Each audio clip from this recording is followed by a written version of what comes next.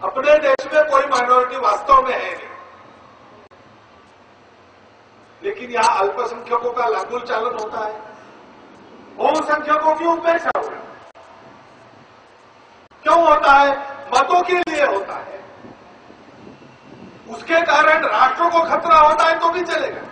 संविधान का आदेश है संप्रदाय के आधार पर आरक्षण नहीं देना, लेकिन निर्लज्ज लांगुल चालन होता है संप्रदाय के आधार पर सुविधा, संप्रदाय के आधार पर असत्य को सत्य कराने वाली एक कमिटी, उसकी सिफारिश है, उन पर विचार।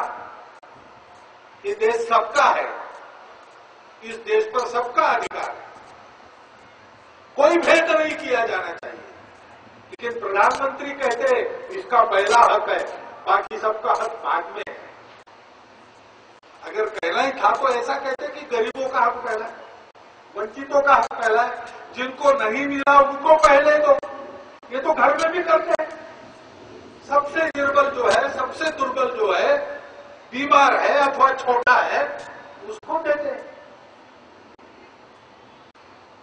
लेकिन अपने देश के संविधान के आदेशों की अनदेखी करते हुए कारोबार चल रहा है मतों के स्वार्थ में। इमोशनल इंटीग्रेशन, जनता को उपदेश किया जाता है, लेकिन इमोशंस, जाति, पंथ, प्रांत, भाषा, रीति रिवाज, रहन सहन, सब प्रकार के इमोशंस को भड़काकर जनता में झगड़े मचाकर उन झगड़ों के आग पर स्वार्थ की रोटी सेकने का धंधा होता है। सब लोग लगे। जो समाज एक नहीं रहता, जिस समाज को एक नहीं रखा जाता, वो समाज कैसे पुरुषार्थ प्रकट करेगा? समाज के एकता की बात करनी है। हम समाज के अलगाव की बात कर रहे हैं। अलगाव है नहीं हमारे समाज में। हमारे समाज में विविधता है, सदियों से चली आ रही, और उस विविधता को जोड़ने वाला सूत्र भी है।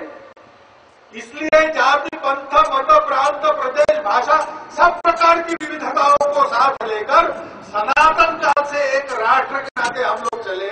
हम आज के राष्ट्र नहीं है। समय समय पर हमारे सब विचारधाराओं के नेताओं ने हमारे प्राचीन राष्ट्रत्व को सम्मति दी है।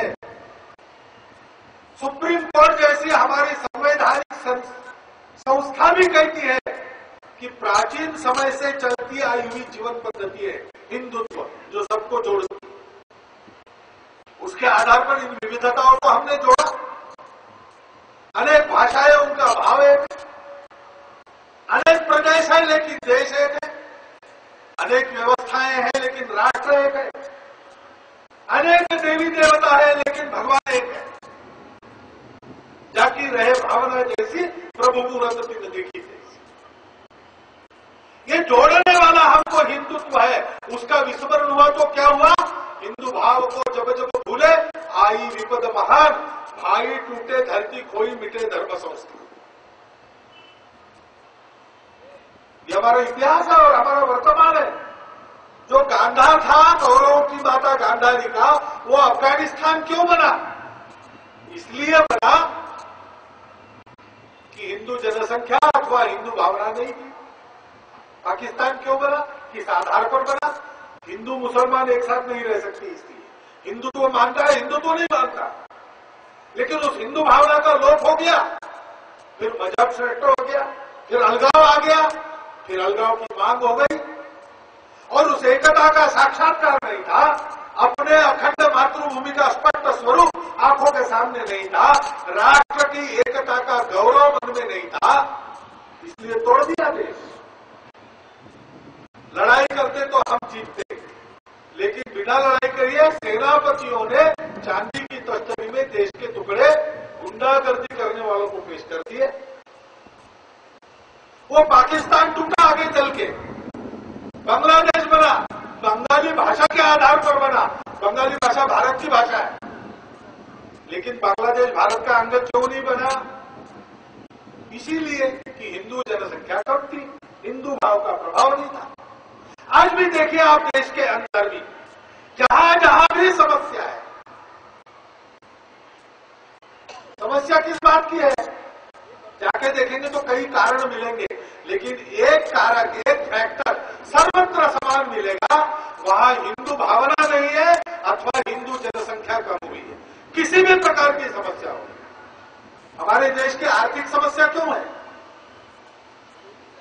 नीतियां स्वदेशी नहीं है। जिन नीतियों के कारण अमीर अमीर होता है और गरीब गरीब बनते चले जाते हैं, प्रकृति का विध्वंस होता है, मनुष्यों में आपस में दरी बढ़ती है, सब चीजों को पैसे से तोलने की प्रवृत्ति उत्पन्न होकर स्वार्थ बढ़ता है और कुटुंब व्यवस्था उद्ध्वस्त हो जाती है। ऐसे जिस व्यवस्था का अनुभव है उसी का विचार करके अपनी आर्थिक नीति को अभी तक हम बना रहे, इसीलिए तो समस्या है। विकास का दर बढ़ रहा है ऐसा कहते हैं, सरकार ने नियुक्त किया, दूसरा कमीशन कहता है कि 12% गरीबी बढ़ गई। तो इधर विकास का दर बढ़ गया, उधर 12% गरीबी बढ़ गई, ये कैसे हो गया? एक्सपोर्ट बढ़ गया, इंपोर्ट बढ़ गया और बेरोजगारी बढ़ गई, ये कैसे हो गया? नई कंपनियां, नए कारखाने लगे, बेरोजगारी बढ़ रही है, ये कैसे होता है?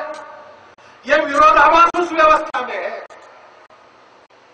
हमारे अपने विचार में ये सारे विरोधाभासों को निरस्त करते हुए मनुष्य के साथ साथ प्रकृति, शरीर के साथ साथ मनोबुद्धि, व्यक्ति के साथ साथ समाज, समूह, मानवता, इनका विकास करते हुए सब लोग परमात्मा का साक्षात्कार करने के लिए स्वतंत्र और सक्रिय रहे, ऐसा रास्ता ढूंढा गया है। उस रास्ते पर अपनी नीति नहीं चलती। क्यों नहीं चलती? हिंदू भाव का लोप हो गया दिमाग में। ये हिंदुत्व सबको जोड़ता है,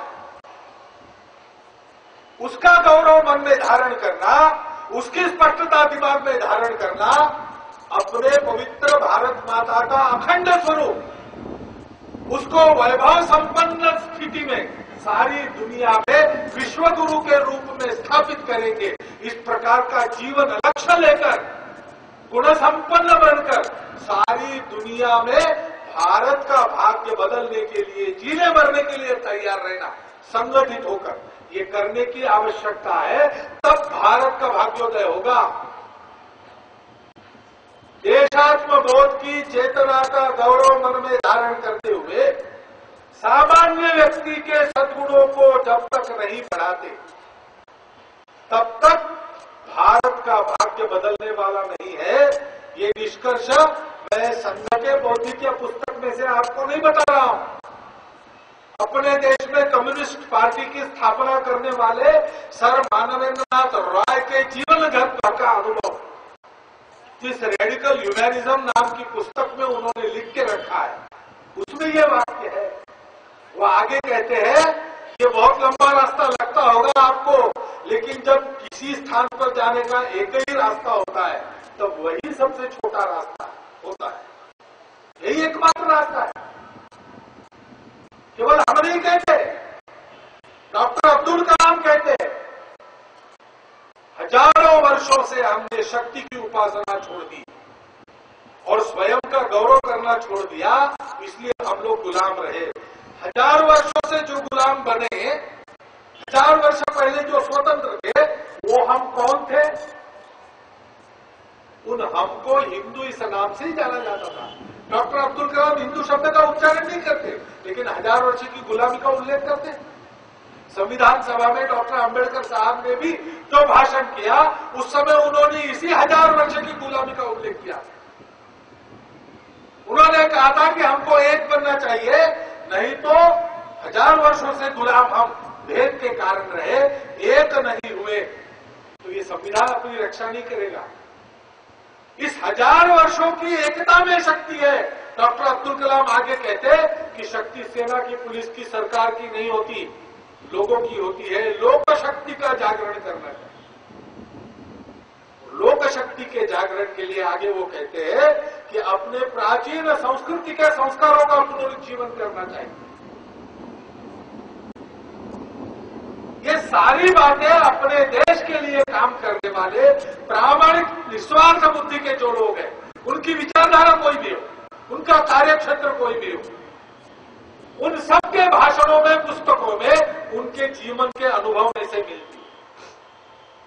संघ निर्माता डॉक्टर हेडगेवार ने उनके समकालीन ऐसे सब लोगों के साथ स्वयं काम किया, अनुभव लिया। तब उन्होंने जाना कि नेता नारायण नीति पार्टी सरकार अवतार विचार महापुरुष, इन पर निर्भर रह के भारत का भाग्योदय नहीं होगा। ये सब सहायक होते हैं।